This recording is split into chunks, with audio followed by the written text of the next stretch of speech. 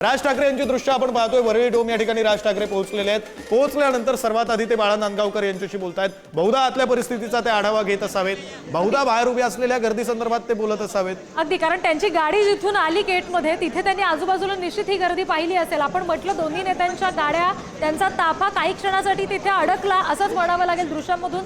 तसं बघितलं सुद्धा आपण, कारण गर्दी प्रचंड आहे आणि याच गर्दीच्या नियोजनासंदर्भातल्या काही सूचना बहुधा राज ठाकरे आपल्या नेते आणि कार्यकर्त्यांना देत आहेत। राज ठाकरे यांचे इतरही कुटुंबातले सदस्य यावेळी त्यांच्या सोबत आहेत। सगळ्यांनाच आता या क्षणाची प्रतीक्षा आहे।